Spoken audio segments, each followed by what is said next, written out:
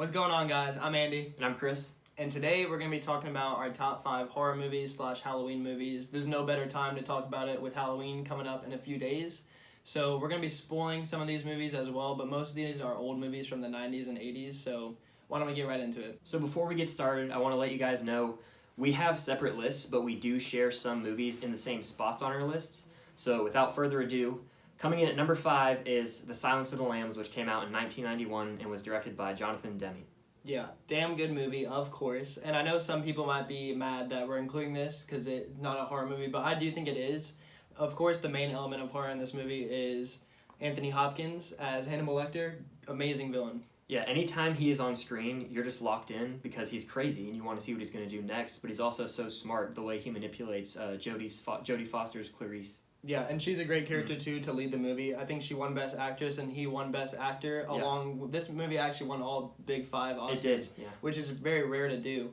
But this is a great movie. Of course, Buffalo Bill is in it too. He's very scary. Like whenever he is like, put the lotion in the basket. Yeah, he's holding the girl down in the well. That's creepy stuff. Another horrific element in this film is when Hannibal escapes and he actually cuts off a guard's face and then he acts as someone else. It's extremely gory and gruesome. Yeah, for sure. That's a great reveal, and I was shocked. And then another great scene of this movie, of course, the meaning of the movie, The Silence of the Lambs, the whole story, backstory that Jodie Foster gives of her walking to the lambs, screaming and stuff. That's some great stuff, and her acting in that scene is phenomenal. Oh, yeah. Just the expressions on her face were great, for sure. But the editing in this movie is great, too. Like, that scene when it's the fake out, when she goes up to the door at Buffalo Bill's house, and then the whole final showdown, like, in the night vision. Some great stuff there. And then, of course, at the end, Hannibal's still out there. And you don't know what's going to happen next. I mean, I guess that's what the sequels are for, but those are not on this list. So next up is my number 4, and this is a movie that I absolutely love, and Jordan Peele directed it out of nowhere. Came out of nowhere with this, Get Out, which came out in 2017. Phenomenal movie. Great, like, social message behind it, of course. And the acting in this movie from Daniel Kaluuya, who did get an Oscar nomination, I just love his performance in this movie. Whether it's, like, him on the couch getting hypnotized, or like him at the end escaping. He also brings some comedy in there too, and the characters around him, like the family, the Armitage family, all really creepy. The girlfriend Rose, I think that's her name, right? She's crazy. And then the mom, like hypnotizing them. All the themes in this movie, like from the Mind Snatchers and all that stuff, it just feels like a Twilight Zone episode. I feel like into a movie. And Jordan Peele, like, dang, he really brought the direction in this. Like out of nowhere, came and directed this movie. And the horror elements in this movie are great too, like when the guy's like running at him in the nighttime, that's just a funny scene. And then, of course, the last like 20-30 minutes of this movie are like absolutely spectacular to me. Whenever Chris is like trapped in the basement, like has to use the cotton in his ear, such a clever writing, and then he kills everybody, escapes, and then that last like final reveal of Rod getting out of the car, TSA saved him in the end, and then the score in this movie too, like that little song that they play in the beginning and at the end, I love that for sure. It just really sets the tone, and this is a great horror movie for sure. I'm sure most of you have seen it already because it was super popular, but if you haven't, I would definitely recommend Get Out. Yeah, I love Get Out, and it might make an appearance higher up on my list. We'll find out. But coming in at number 4 for me is Halloween, which came out in 1978, and this was directed by John Carpenter, and this is, in my opinion, one of the quintessential horror films. Anytime it gets around Halloween, I feel like I can watch this movie, and it's just got the fall feel, and it makes you want to kind of just like sit down and watch a good movie. But you've got Jamie Lee Curtis as the main character in the film, and Michael Myers as the horror villain, and the kills in this movie aren't as spectacular as the remake, but it's still really solid, and a reason that this film builds the suspense is through the score. One of the best scores in not only horror movie history, but movie history, in my opinion. I just love the suspense in this movie, and overall, it's super solid. So my number 3 on this list is a movie that I absolutely love, and I didn't watch it until recently, but I'm so happy I did, and that's Wes Craven's Scream, which came out in 1996. Talk about a movie with, first of all, the opening scene in this movie, damn. Like, with Drew Barrymore getting murdered in the first 12 minutes of this movie, absolutely insane. One of my favorite opening scenes of all time. It really sets the tone for the movie. And when she gets, like, stabbed in the neck and she's, like, calling out for her mom, and then Ghostface, like, drags her through the grass and hangs her from the tree, like, it just really sets the tone for there's a killer out there. And then, of course, the whole cast in this movie is absolutely great. I love this cast. I love Courtney Cox. She's my favorite character in this movie. Saves the day with the gun. And David Arquette, who they got married because of this movie, which is great. And they have some great back and forth. Neve Campbell is great in the lead role. And then the killers in this movie, Skeet Ulrich and Matthew Lillard, are phenomenal. Shaggy, He's funny. I Yeah. like him in that movie a lot. the whole movie you're trying to figure out who the killer is. The whole like group of friends, like people are getting picked off one by one. Like Tatum gets killed in the garage. Randy's always like Randy doesn't die, but he's hilarious in this movie. And then you're like trying to figure out who the killer is, and then finally when they reveal it in those last like 20 minutes of the movie, like damn, that is one of the best twists of movie history. I think so. It's a good And one. when especially when Stu comes out, Matthew Lillard, and he's just like surprise Sydney, like I was like, whoa, it's two killers. Like I did not expect that. Overall, a great written movie by Kevin Williamson and a great directed movie by Wes Craven, and this is a movie that I can watch at any time, but especially during like Halloween, of course. So coming in at number 3 for me is Get Out, which you already talked about, but it's a solid movie. I love the way Jordan Peele directs it, coming from a comedy background. He blends horror and comedy elements so well in this film, especially with the character of Rod, who's the comic relief. I absolutely love any time he's on screen.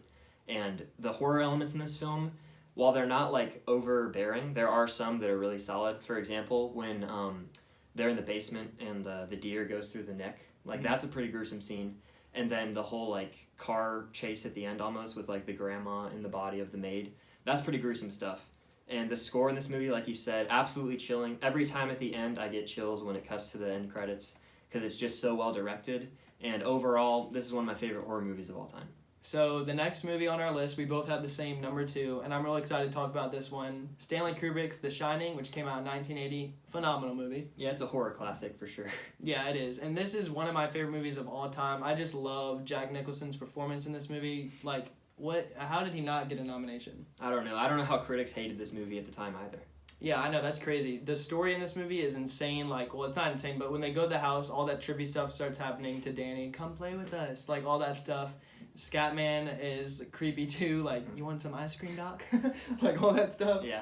It's so weird. But whenever Jack starts losing his mind, like, the movie just gets better and better and better as it goes on. All work and no play makes Jack a dull boy.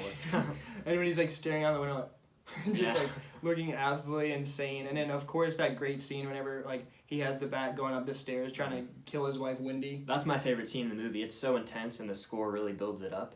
And the camera work is perfect too. Kubrick really fills this movie with horrific imagery, like the blood in the hallway, the twins, a lot of that, and then even the maze scene at the end. That's super intense stuff. Yeah, I love the blood in the hallway, like, image. That's a great image. And the maze, of course, like, let's talk about that for a second. That whole maze, well, before that, when he's chopping the door down, here's Yeah. Johnny, iconic scene. That's of one of the course. most iconic scenes in cinema. And Red Rum, murder. Yeah. Great twist. He kills Scatman, and then they're out there in the snow. And then I absolutely love that maze scene. When when he's chasing Danny and just screaming, like, Danny! Yeah. Like, all that stuff is so good with the Perfect. axe. The isolation of the Overlook Hotel as a setting is just perfect, and Kubrick directs the hell out of this movie. Yeah, I love what Kubrick did in this movie. I know that Stephen King hates it, but whatever.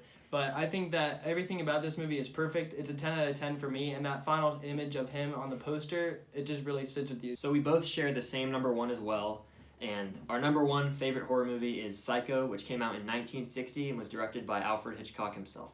Yeah, a great movie, of course. The cast in this is great, too. Norman Bates as the character, insanely good. Anthony Perkins, it's one of my favorite supporting performances of all time. I just love him. Anytime he's on screen, I want to listen to what he's saying because he's so weird, and the way that he just is conflicted the whole time I love seeing it. Yeah, for sure. And it starts off with Janet Leigh's character, Crane, Marion Crane, right? Yeah. And, of course, she gets the money to go out there, which sets up the whole movie. And it has some great fun stuff in there. The score is really good when she's, like, driving in the car away from the police officer. I love the score there. Yeah, throughout the whole movie, Bernard Herrmann's score is fantastic, and it's probably in my top 3 favorite scores of all time. I'm not even going to lie. It's a top 10 score for sure. And another great aspect of this movie is the direction by Alfred Hitchcock. Insanely good. I think he did get a Best Director nomination for this. And all 5 of these directors that we talked about today all have different range in this, but Alfred Hitchcock really brings the best, I thought. Yeah, he's the master of suspense for a reason, and I really love how he directs the movie. Yeah, for sure. And a great scene in this movie is when Marion Crane gets to the Bates Motel and her and Norman are talking, and he's just talking to her around all the taxidermy. A mother's best friend should be their son. I think that's what he says. Yeah, he's like a boy's best friend to his mother. Or something. Yeah, that's what he says. And then, of course, the iconic shower scene, which is amazingly directed by Hitchcock. And then just the suspense and I just, like, felt horrible for her. Yeah, I know. I didn't expect Marion to die like that, and the fact they killed the protagonist so early on in the movie is almost unheard of. Yeah, it's a real shocker. And then, of course, Norman Bates, like, is, like, going back and forth, like, Mother, what's wrong? And then he comes down and he finds her body, like, Mhm. you don't know what's going on. And then as the movie goes on, as her friends are trying to cover the case, and her sister too, and Yeah. the detective, he was a good character. Arbogast, yeah, the private investigator, I really liked him, and he went out sad. When That's he one of the died. funniest like deaths I've ever seen in a movie. It's like Hitchcock uses dark humor perfectly there, and just like the way he falls down the stairs, I was laughing. Yeah, that's a little wonky shot, but who cares? It's just one little part of the movie. But otherwise, like when Norman is like carrying his mother, and just like you hear the voice, like what is going on Mhm. inside this house? And then of course at the end of the movie, when her sister goes down there and turns the mother around, it's a skeleton, and Norman Bates has been his mother the whole time. And when he comes out of that room with the knife, like that's scary. The score kicks in, and I was like, damn. Yeah, like his face is freaking horrifying, and then they get him, into solitaire, and then that whole final talk with Norman Bates, getting inside his head, the psyche of it all, really like reflecting on the movie, like makes you think about it all, and it's great, like suspense done perfectly, I think. Yeah, I think this is a perfect movie and the best horror movie of all time. So that's a wrap for our top 5 horror movies video. Hope you guys enjoyed. As for the future of this channel, November and December are going to be huge months. We're going to have a lot of movie reviews coming out and rankings and throwback videos, so we're really excited about that. But we hope you guys liked the video. Be sure to comment your favorite horror movies down below and what movies you like to watch on Halloween.